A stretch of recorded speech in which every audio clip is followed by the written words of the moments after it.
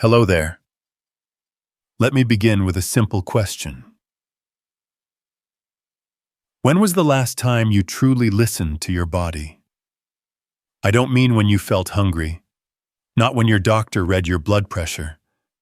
I'm talking about real listening, that moment after a meal when you can say, I feel lighter today. My mind is clearer. I've lived 6 decades on this earth and spent over 30 years working with people over 50. And if there's one thing I've learned from thousands of patients, it's this. Food doesn't just feed your body, it feeds the rest of your life. I remember one time a patient of mine, Walter 71, walked into my clinic with a long list of medications and a short question, why am I always tired even though I eat enough? So I asked him, what do you eat for breakfast? Pastries and sweet coffee. Lunch, deli meat and fries. Dinner, fried chicken from the usual takeout. I nodded and said, Walter, you're not eating enough. You're just eating full. Now I want you to imagine this. You're sitting in front of a plate. Half of it is filled with fresh greens, spinach, kale, steamed carrots. There's a piece of perfectly roasted salmon. Next to it, a bowl of warm brown rice mixed with a bit of quinoa. Now picture another plate, salty bacon, greasy fries, a cold soda can beside it. Both are meals. Both will make you full, but only one of them is speaking kindly to your body. Have you ever felt like this? You finish eating, but still feel drained. By afternoon, you're groggy, unfocused. Even climbing stairs feels exhausting. We often blame aging, but the truth is how we eat might be aging us faster. After 50, your body is like a home that's weathered many seasons.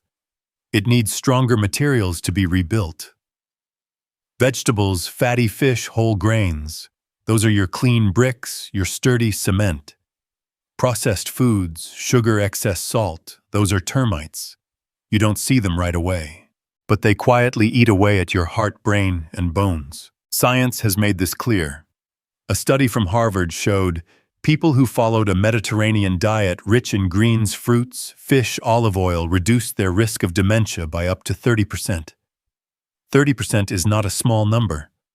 It's 30% more time to remember your grandchild's name, 30% more memories with your loved ones, 30% more power to choose how you want to live at 80, 90 years old. So how do you start? I'm not asking you to count every calorie or give up all your favorite foods. I still enjoy apple pie on the weekends. I still sip a glass of red wine during the holidays. But I eat like someone who understands the value of every bite I take. Evelyn, another patient. 68, used to have boxed cereal for breakfast, frozen pizza for dinner. 6 months after switching to leafy greens, water, and ditching processed meats, she lost 25 pounds. Her morning dizziness disappeared. And most importantly, she told me, I feel like I've come back to myself. I'm not sharing all this to make you feel guilty. I'm sharing because I believe deep down you've already felt the difference between a meal that keeps you alive and a meal that helps you live. Food is a choice we repeat every day, which means every day we're given a new chance to choose health, clarity, and freedom. Can you remember what you had for breakfast today? Do you remember if it left you feeling light or heavy? If you can't recall, then tomorrow, try something small. Add greens. Cut back on salt. Drink water instead of soda. Cook something simple instead of buying frozen. You don't need to be perfect. You just need to start with one kind decision for your body. As I end this video, I'm not going to say, change your whole life. I'm simply asking, what will you eat to nourish your future self? If you found this video helpful, share it with a friend, a loved one, someone you want to live longer and healthier with. I'm Dr. Ethan Greenwell, and I believe that every mindful bite you take today is one more day of quality living tomorrow. Good evening. Can I ask you something? How many hours did you actually sleep last night? And I don't mean how long you were in bed. I mean real sleep, the kind where you wake up feeling lighter, clearer, and more grounded. If you had to pause before answering, I understand. Because for so many people after 50, sleep is no longer something we can take for granted. One of my patients, Michael, 67, once said during a visit, "Doc, I just don't sleep like I used to. I wake up every 2 to 3 hours, toss and turn. In the morning, it's like my brain is fogged up." And Michael isn't alone. In fact, millions of older adults across America experience the same thing, and many have come to accept it as if growing older automatically means sleeping less. But I'm here to tell you something important. Poor sleep is not your destiny. It's a signal. And if we listen the right way, we can support the body to heal not just with pills, but with habits. I want you to imagine this. While you're asleep, a quiet team inside your body goes to work. Cells repair themselves. Your brain clears out toxic waste. Stress hormones like cortisol are balanced. Even your blood sugar gets regulated. In other words, sleep is your personal hospital, a place you return to each night so your body can heal itself. And if you skip it, your body becomes like a factory that's never maintained. Sooner or later, things begin to break down, memory fades, blood pressure rises, moods swing, your immune system weakens. Have you ever felt this way? Waking up feeling heavy like you're dragging yourself through the day. Coffee doesn't seem to help. You get irritated over small things. It's not just aging. It's the cost of missing deep healing sleep. I once had a patient named Linda, 72 years old. She didn't take sleeping pills, but she was addicted to her phone. My grandkids send pictures on Facebook around 10 p.m., she told me. I just have to check them. We often think a little screen time won't hurt. But did you know blue light from phones, tablets, TVs is a silent enemy of melatonin, the hormone that tells your body it's time to sleep? It tricks your brain into thinking it's still daytime, and your inner clock goes haywire. I guided Linda to make a few simple changes. Turn off devices after 8 p.m. Sip herbal tea instead of watching late-night news. Use soft lighting in her bedroom. No harsh white bulbs. Amazingly, just 2 weeks later, she told me, "Doctor, I haven't slept this deeply in over 10 years. See, it's not that we're too old to sleep well. It's that we've forgotten how to invite sleep in." Here's another truth after 60. Our internal clocks become more fragile. The body still needs 7 to 8 hours of sleep, but it's harder to fall asleep and stay asleep. So instead of fighting that, we need to support it. Go to bed and wake up at the same time every day, even on weekends. Create a gentle nighttime routine. Soft music, a book, journaling. Avoid heavy meals or too much water right before bed. These little acts, repeated nightly, become signals, soft whispers to your body, saying, "It's time to rest." You know, good sleep isn't just a reward. It's the foundation. The foundation for muscle repair after your morning walk. The foundation for remembering your grandchild's face, or the lyrics to your favorite song. The foundation for waking up without needing 3 cups of coffee or 2 pain pills. If I could offer just one piece of advice for healthy aging, it would be this: protect your sleep like you'd protect the home of your soul. Each night, ask yourself, am I giving my body the conditions it needs to truly rest? You don't need a fancy bed. You don't need expensive gadgets. You just need the right habits and a little respect for yourself. So tonight, maybe try turning off your phone 30 minutes earlier. Brew a warm cup of tea. Read a few pages from an old book. Take a slow, mindful breath.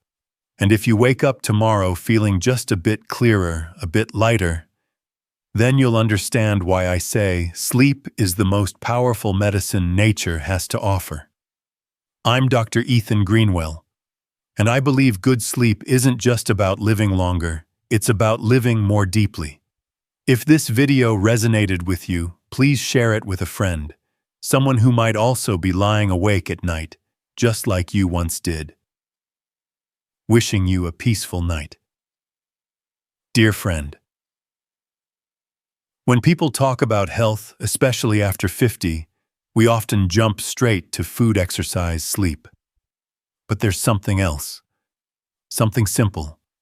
Something deeply human that often gets forgotten. Connection. I call it the forgotten medicine.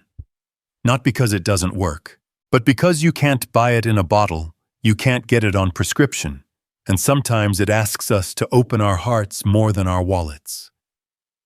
I want you to remember something for a moment. When was the last time you had a real conversation with an old friend? Not just a quick text, but hearing their voice on the phone or sitting face to face looking into their eyes. It doesn't have to be a deep, life-changing talk. Sometimes it's just someone asking, "How have you been lately?" and you being able to say honestly, "Not great, but thank you for asking." One of my patients, Carolyn, 76, lived alone after her husband passed away.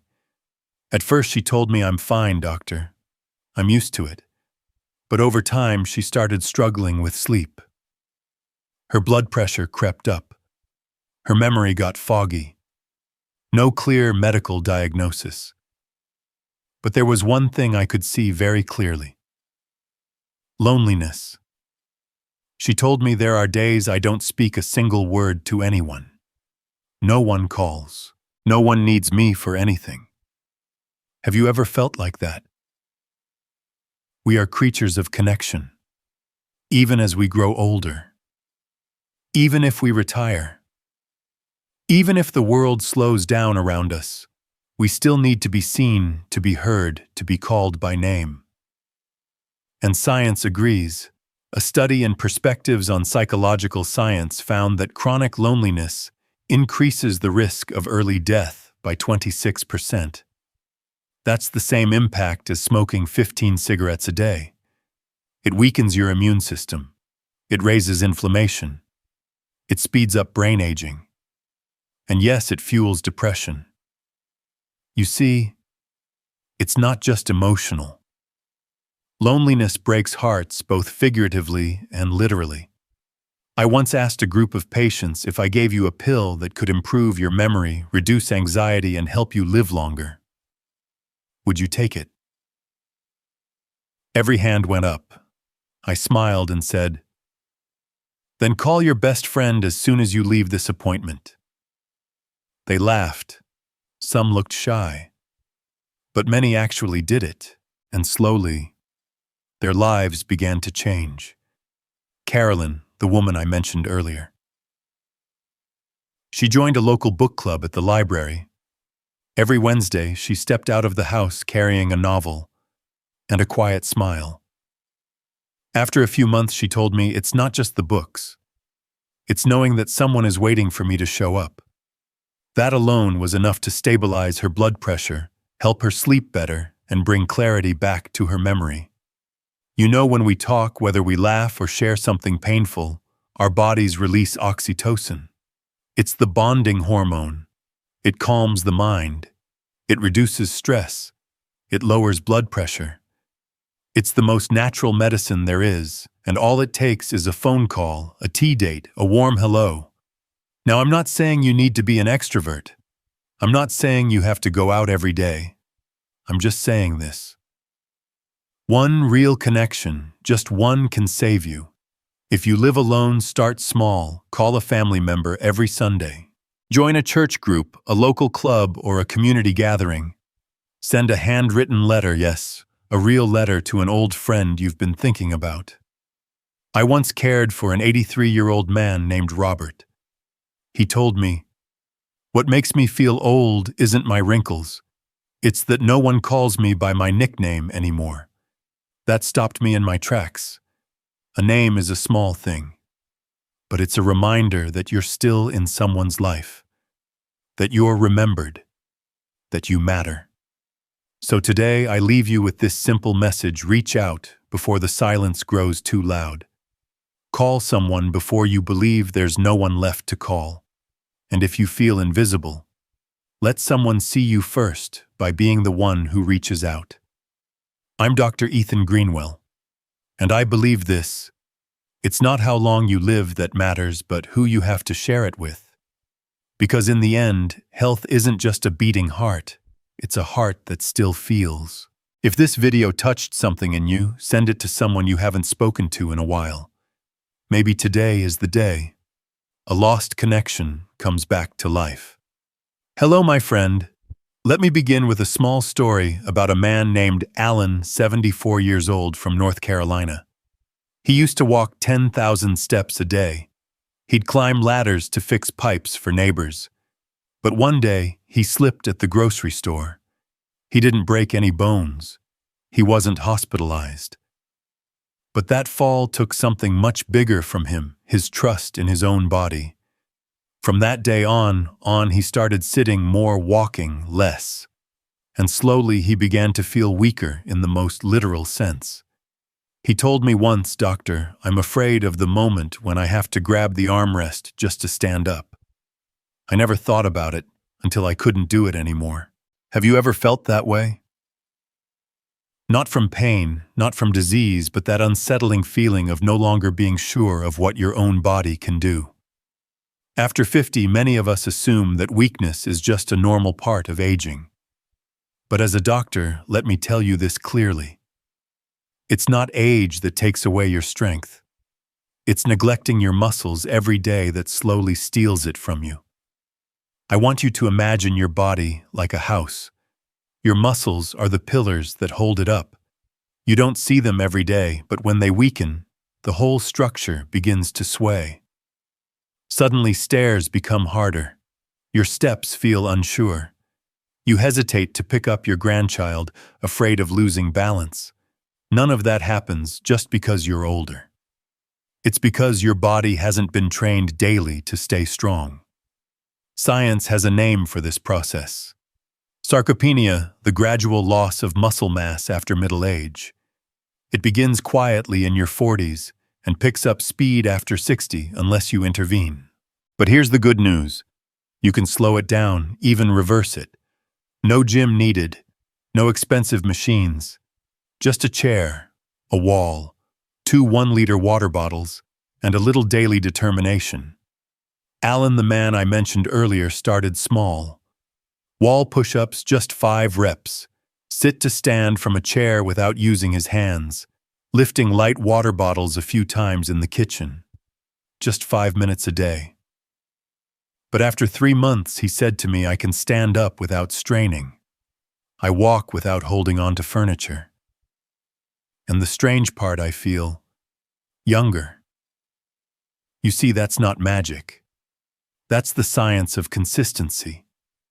When you move with intention, even gently, your brain registers it as a survival signal. It starts sending proteins to build muscle. It reactivates your balance system. It helps you walk stronger often in just weeks. I once told a patient, if food is fuel, then movement is the ignition switch. You can eat well, sleep deeply, but without movement, your body still declines. I know many people hesitate to exercise because they think I'm not strong enough to start. But the truth is, you don't need to be strong to start. You need to start to become strong. I've seen 80-year-olds doing gentle push-ups every morning. I've seen 70-year-old women lifting 1 kg dumbbells in their living rooms. They're not training for six-pack abs.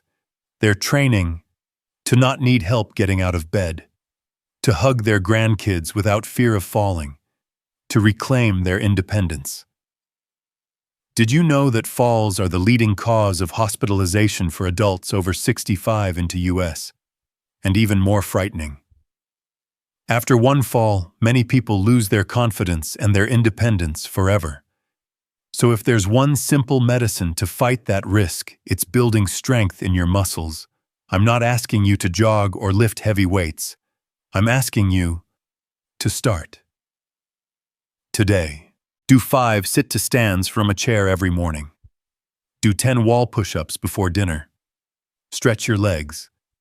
Rotate your shoulders. Lift a water bottle like a light dumbbell in the kitchen.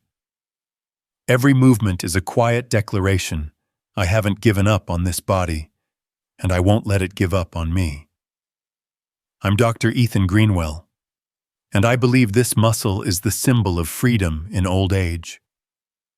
To preserve it is to preserve your ability to live actively, live safely, and live with dignity. If this video resonated with you, share it with someone you love. Maybe a father, a mother, a friend, someone who's starting to slow down, to feel weaker, and needs a reminder that they can still become strong again. Dear friend, when I was younger, like many people, I used to believe that being busy was proof of a full life. Back-to-back meetings, phone buzzing all day, always on the go. I used to be proud of that. Until I started waking up in the middle of the night with no clear reason, my heart racing, my mind spinning, and this strange feeling as if I were running, but had no idea where I was going. I share this because I know many people over 50 feel the same way. You're no longer raising kids. You're no longer buried in work. But the stress, it stays, quiet, persistent, and sometimes nameless. Have you ever felt like that? Not a specific worry, but a heaviness? Like your mind is never truly at rest. Even when you sit down, you're not really still. One of my patients, Myra, 69, retired for 3 years, told me, "Doctor, I don't know why I'm always tired. I'm not even stressed. But my heart races. I can't sleep, and I can't stop thinking." I asked her one simple question: "Do you ever just stop and breathe?" She laughed, a little confused. "I breathe." All the time I nodded and said, "I don't mean the kind of breathing that keeps you alive. I mean the kind of breathing that makes you feel alive." Meditation and deep breathing. It may sound lofty or a bit too out there, but it's simpler than you think. And if you're looking for something gentle, non-medicated, and free, to calm your mind, this may be the gift you didn't know you needed. Science tells us that just 10 minutes of daily meditation can lower blood pressure, improve sleep, soothe the nervous system, and increase focus, even if you feel like your brain's not what it used to be. I want you to picture this. You sit down gently, leaning back into your chair. No special posture needed. No background music. Just a moment for you.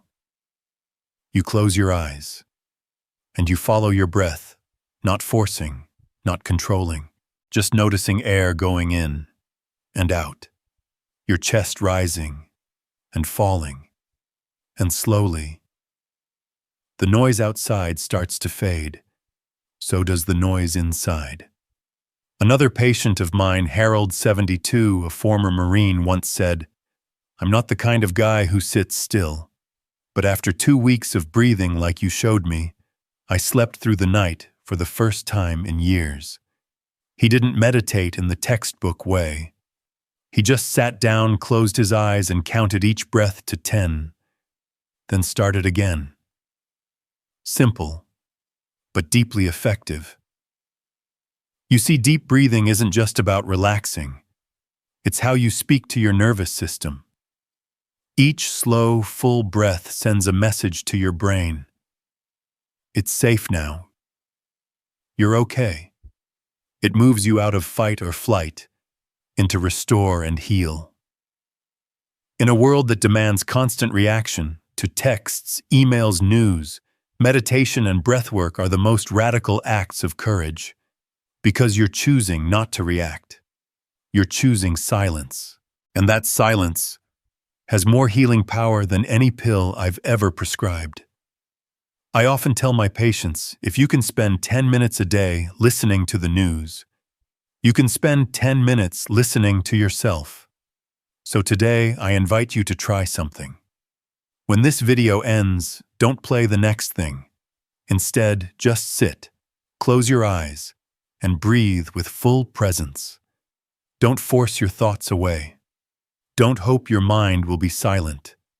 Just stay. You might be surprised after just a few days your mood may lift. You may sleep more easily. Even your memory may feel sharper. Not because you did more, but because you finally learned how to pause at the right moment. I'm Dr. Ethan Greenwell, and I believe that, in a world that's too loud, knowing how to breathe deeply is a form of wisdom. Knowing how to be still is an act of courage. If this video helped you, share it with someone who could use a little peace right now.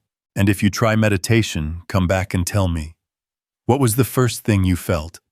Hello, my friend. Today, I want to talk to you about something I believe is the very essence of aging gracefully. Curiosity, not the gossipy kind, but that deep desire to learn, that sparkle in your eyes when you discover something new, even after you've turned 60 or beyond. One of my patients, Martha, 70 years old, retired after 35 years of teaching, once told me I was always proud of my memory. But after retiring, I started forgetting movie titles, neighbors' names. Sometimes I'd even walk into the kitchen and forget why I went there. Have you ever felt like that? It's not serious memory loss, just a sense that everything's slowing down. Conversations feel foggier. Words don't come when you need them. I looked at Martha and told her something I'll also tell you today. Your brain isn't broken. It's just sleepy. And caffeine won't wake it up. But learning something new will. We often talk about muscles needing exercise so they don't waste away. But few realize that your brain is also a muscle, and it too needs training. Learn one new word in Spanish. Try cooking a recipe you've never made. Download an app and figure out how it works. Pick up the novel you left half-read in 1997. All those little things, they're brain workouts. They're vitamins for your mind. They're the key to slowing cognitive decline. I want you to picture this. Your brain is a forest. Each time you learn something new, you carve a new path in that forest. At first, the trail is narrow, overgrown. But the more you walk it, the clearer it becomes. And the more paths you create, the harder it is to get lost. That's how your brain builds new connections, what science calls neuroplasticity, the brain's ability to adapt, to grow, and even to repair itself. A study from the University of Exeter and King's College London found older adults who regularly did crosswords, Sudoku, or learned new skills had significantly better memory and processing speed than those who didn't. Back to Martha, I suggested she try a beginner's Spanish class at her local community center. She hesitated at first. I'm terrible at languages. But 3 weeks later, she called me doctor. I'm not just remembering words, I'm remembering what it felt like to be alive and learning like when I was younger. You see, sometimes what we need isn't a brain supplement. It's a new challenge, a fresh reminder to the brain that says, I'm still here. I'm still curious. You don't need to go back to college. You don't need to learn coding or piano if it doesn't excite you. Just start small, a book, a new hobby, an online drawing class, a chat with your grandchild about technology. Each attempt tells your brain, don't retire just yet. I once heard an 85-year-old gentleman say, I learned how to send emails at 78, learned Zoom at 81. And just learned TikTok from my great-granddaughter 6 months ago. I didn't learn to keep up, I learned so I wouldn't leave myself behind. You know, Alzheimer's doesn't appear just because of age. It often starts when the brain stops being challenged, when it's no longer being tickled in the right places. And when you stop learning, you slowly unplug the electrical currents that keep your spirit sharp and alive.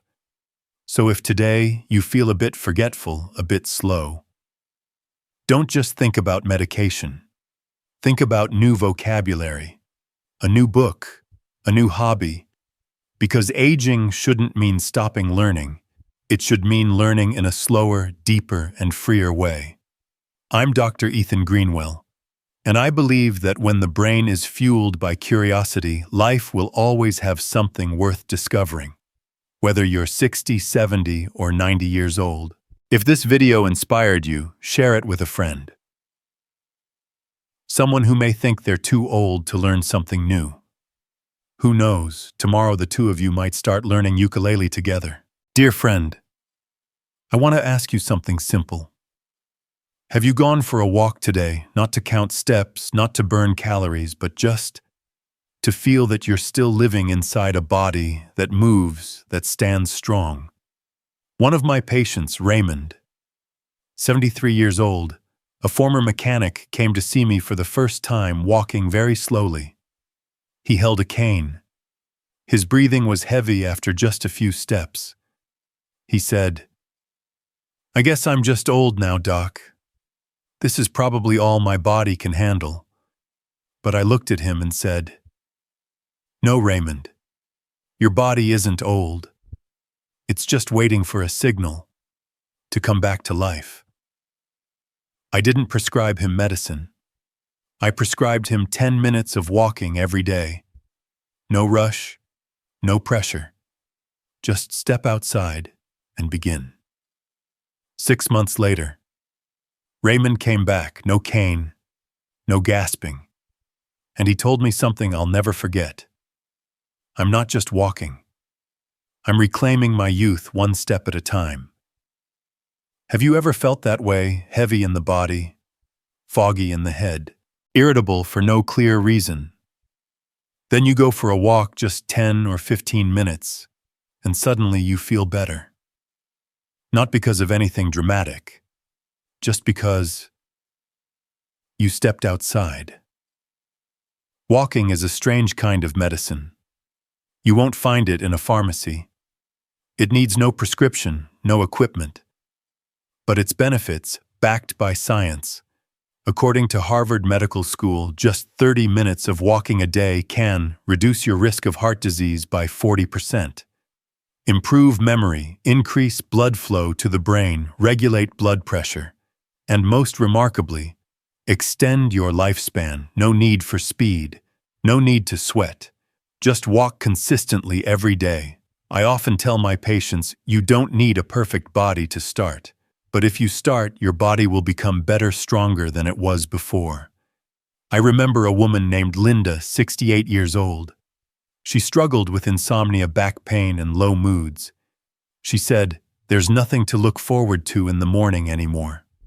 I didn't send her to the gym. I simply said, "Try walking around your block. Just 5 minutes each morning. No phone. Just you, your feet, and the sky." She did. 5 minutes turned into 10, then 20. Now she walks nearly 2 miles every morning. And she tells me I don't just sleep better, I feel more alive. I want you to imagine this. You're 85 years old. You're walking down a familiar path you used to walk at 55. The breeze is soft, the sun is warm, and you feel yourself still here. Not in a wheelchair, not confined to a hospital bed, but walking through life. Did you know walking also sharpens the mind? A Stanford study found that walking can boost creativity by up to 60%. Other research shows that older adults who walk regularly have lower rates of Alzheimer's, better moods, and less depression. So you see, it's not just your legs that benefit. Your heart does. Your brain does. Your spirit does. So today, I invite you to do something simple. After this video, instead of sitting longer, stand up. Step outside. Take a walk around the house. Not for exercise, but because you deserve to feel life moving through you again. I'm Dr. Ethan Greenwell, and I believe walking each day isn't just a workout. It's a message you send to yourself. I'm still here. I'm still strong, and I'm still moving forward. If this video inspired you, share it with a friend. Someone who might also need one small reason to get up and walk out that door. because maybe that first step will lead them back to themselves. Dear friend, when you wake up in the morning, what's the first thing you think about? Is it your to-do list for the day? Is it the dull ache in your left knee? Or maybe it's just a vague thought that today will be no different than yesterday. I ask this because after more than 30 years as a doctor, I've come to believe something that medicine often forgets to mention: gratitude, simple as it is, can save a weary soul. I once treated a man named Howard, 75 years old, a retired teacher. He had no major illness, but he was always tired, struggled with sleep, and carried a kind of quiet sadness like a long winter that wouldn't end. He told me, "I take my meds, doc. I eat okay. But something inside me feels adrift." I didn't change his prescription. Instead, I handed him a notebook and said, "Every morning before you do anything else, write down 3 things you're grateful for, no matter how small." He looked skeptical, but he tried. A week later, he came back, and there was a light in his eyes. He said, "I wrote, I'm grateful for the sound of birds this morning. I'm grateful my wife made coffee for me. I'm grateful I still remember my doctor's name." And then he smiled. Have you ever felt that way, like the days just blur together, not happy, not sad, just passing by? Your body might still be healthy, but your spirit feels tired. That's when you need to pause and be grateful. Science backs this up clearly.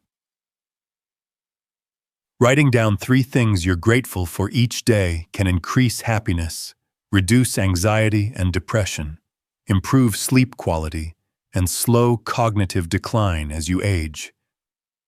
You don't need big joys, just a quiet moment, a simple truth.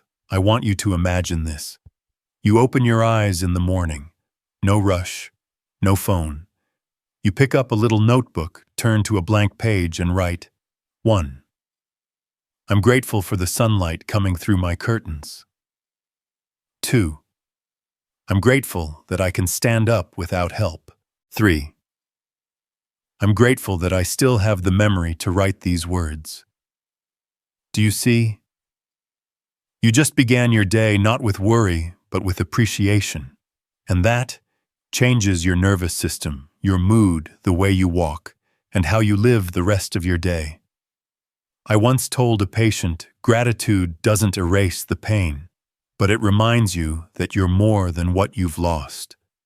A woman I cared for had lost her husband many years ago. She said, "I still think of him every morning." I asked, "Then what do you write in your journal each day?" She replied, "I'm grateful that I got to love someone that deeply." You see, gratitude isn't pretending everything's okay. It's choosing to see life as a gift even when it's imperfect. Many people believe that happiness comes once life is in order. But I believe the opposite. When you choose to be grateful, you start to see that life as it is already more full than you thought. So today, I invite you to try this. Right after this video, grab a piece of paper or a notebook if you have one. Write down 3 things you're grateful for this morning. They don't need to be fancy. They just need to be honest. I'm Dr. Ethan Greenwell, and I believe growing older doesn't require complex advice. Just a little stillness, a warm cup of tea, a single page, and 3 things that make you smile, even if no one sees it. If this video touched you, please share it with someone who may have forgotten just how much they still have to appreciate.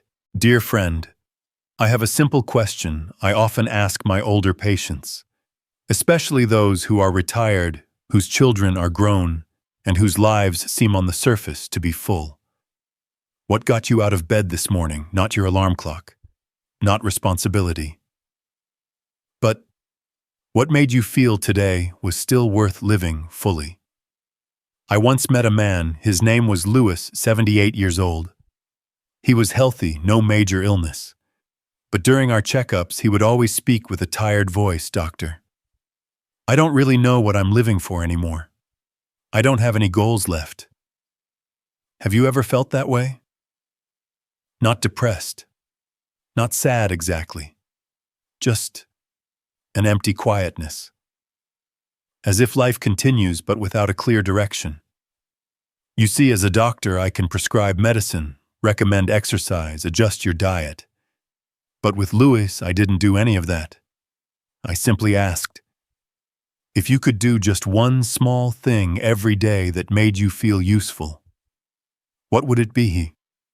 He was silent for a moment, then softly said, I used to love teaching my grandkids how to fix things, but they're too busy now. So I looked at him and said, what if I helped you start a little workshop in your garage just once a week for the neighborhood kids? Would you do it? And do you know what happened? A few weeks later, I saw a completely different Louis.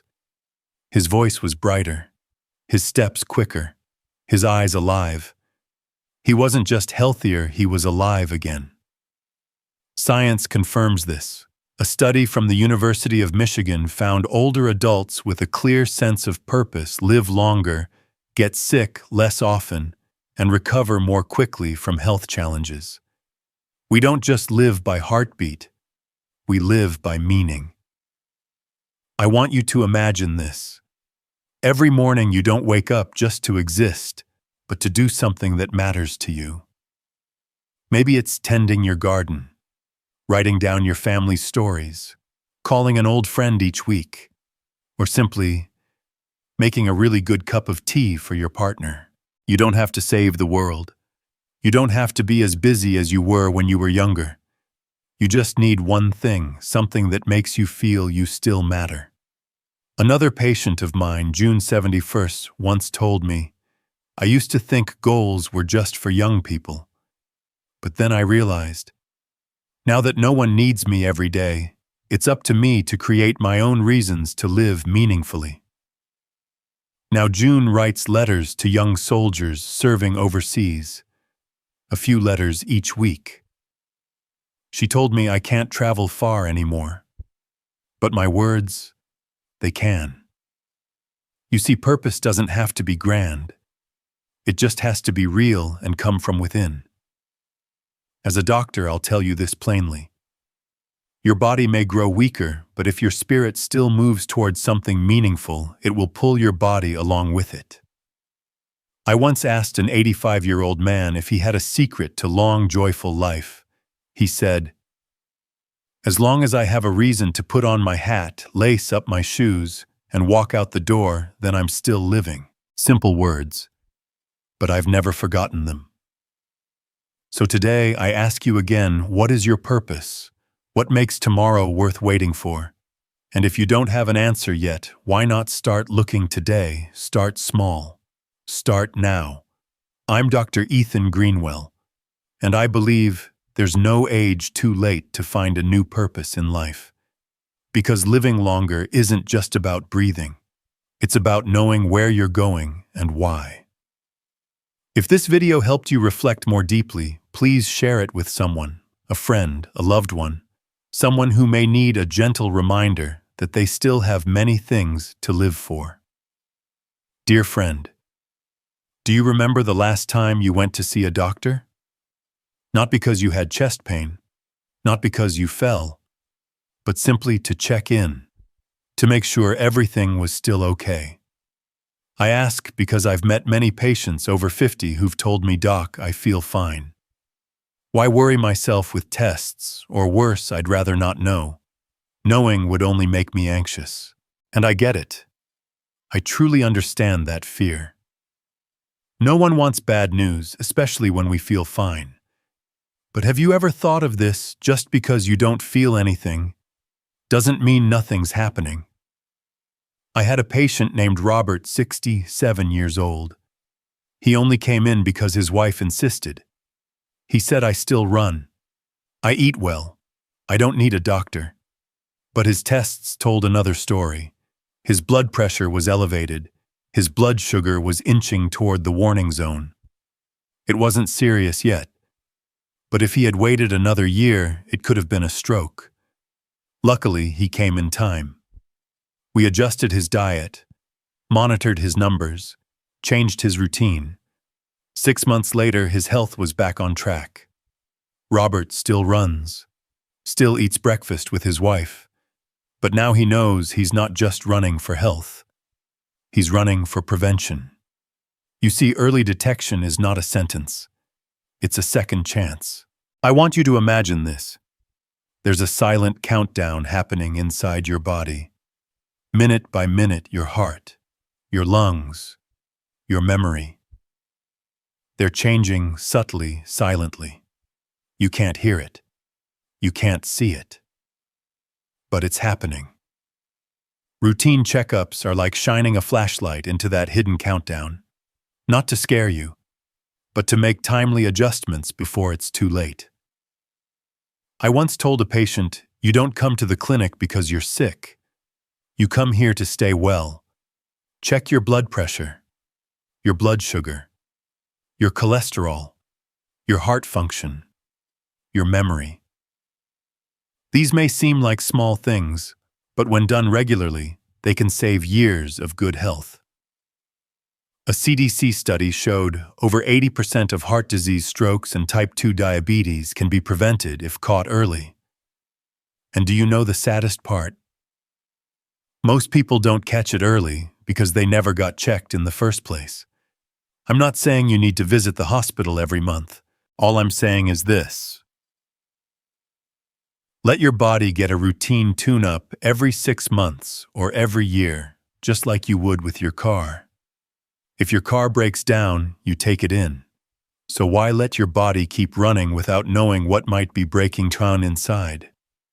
There's a woman I've cared for, Dorothy, age 79. She's been coming in regularly for 10 years. She once told me, I don't come because I'm weak.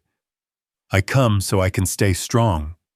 And she did, living independently, cooking, gardening, and staying mentally sharp all the way through her 90s. Dear friend, growing older doesn't mean giving up. It means paying closer attention. It means being more intentional, more proactive. No one knows your body better than you do, but no one can help you monitor it like regular medical checkups can. I'm Dr. Ethan Greenwell, and I believe preventive care isn't an act of fear. It's an act of love. Love for yourself and for the people who still need you in their lives. So if it's been a while since your last checkup, this is your sign to begin again. One simple appointment, one quiet morning, one set of test results could help you hold on to many more healthy years ahead. If this video reminded you of something important, please share it with a friend. You might be the reason they go in for a checkup just in time.